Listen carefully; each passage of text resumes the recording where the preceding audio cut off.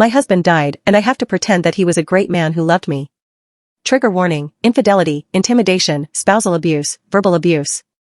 My husband passed away 3 months ago. I was relieved of that. He abused me financially, mentally, and even physically. When I got pregnant, he convinced me to quit my job, saying that he would take care of me.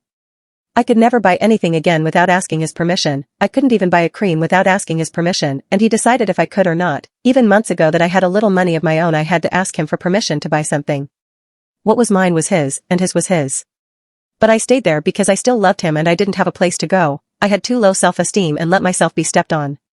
When I stopped loving him, he had already had his first affair. He made me believe that I was to blame for the affair, because I didn't want to have sex months after my birth that left me torn and I had to receive stitches. I was already planning my exit and saving money little by little while I was working selling things from home, since he wouldn't let me work outside because he was very jealous. I wanted to pay for a lawyer. He was having another affair with a friend of his, which luckily kept him busier, and I didn't care anymore that he didn't pay attention to me. I wanted him to stay as far away as possible. I knew that man, and he knew me. I could have made a big fuss, but I didn't. I kept quietly planning my way out while he and that man slept together in secret. I only felt disgusted by my husband, nothing more. But my husband died in a way I never would have expected. He is now a martyr. When someone dies, all the sins of that person disappear. Because that's what even my family thinks. Those who knew about his affair and how he manipulated me are now talking about how good a man he was, and we shouldn't insult someone who's dead. Everyone around me talks about how beautiful our relationship was. His family talks about what a great man he was and how he always focused on giving everything to me and our kid. His affair partner hugged me at the funeral, saying that my husband loved me. His friends told me what a great person he was.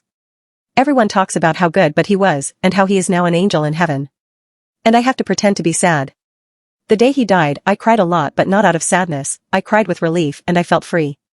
It would have taken me too many years to save to pay for lawyers with my little store without him realizing that I was keeping money in secret. He would have kept everything. He would have made my life a hell, and I know it because he had told me so every time I stood for myself.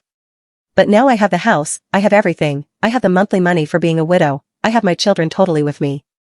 I have started to become a psychologist. Everyone thinks that I do it to cope with my grief, but no, it is to overcome the abuse I suffered from him. It was really hard to pretend to be sad at the funeral, but I did it for my child. I did it because now everything is over and I'm free. If I made a fuss, my ex-male would have done something so that I wouldn't keep anything. They were just like him. But now I'm just a sad widow who needs help in their eyes. The silly widow who didn't know anything, but that's helping me to be free and have what I deserve. Sorry for the bad English. I used the translator for many parts. Edit: we are not from an Islamic country, and here same-sex couples can live and marry freely. He just cheated on me with a man, like he cheated on me with a woman. I guess he was bisexual. Relevant comments. I am stuck on his affair partner hugging you and telling you he loved you. She had the balls to show at the funeral. Damn, you have more control than I could have ever mustered. Cheers to a life full of fun and love. OP. His affair partner was his football team mate and friend. He is a man. Comment. Your husband had an affair with a man? Or another woman? You have a child? Or children? OP. His first affair was with a woman, I think, the second with a man, of which I know. Maybe he had others that I don't know. For privacy reasons, I don't want to reveal the number of children, so I prefer to leave it at that. Update 2 months later. It's been several weeks since I last posted, and I didn't expect my post to end in other places. Honestly, I had totally forgotten that I posted here, but a few days ago the lover and friend of my ex-husband, I have started calling my deceased husband that way. I don't want to be eternally tied to the idea that he is still my husband even after death. Death did me the favor of separating us, visited my house saying that he found my post. I didn't expect him to find this, and it scared me a bit, but honestly, there's nothing I can do about this anymore if someone has posted it elsewhere without asking me first. One of my sons let him in when I hadn't heard the doorbell, so I had no choice but to let him in to not make a drama in front of my kids, and I wanted to know what he was going to say. Once alone, he told me that he knows that I know about him and my husband having an affair, because of the post I sent to TikTok, although I never did any post on TikTok. That's why I think someone uploaded this there.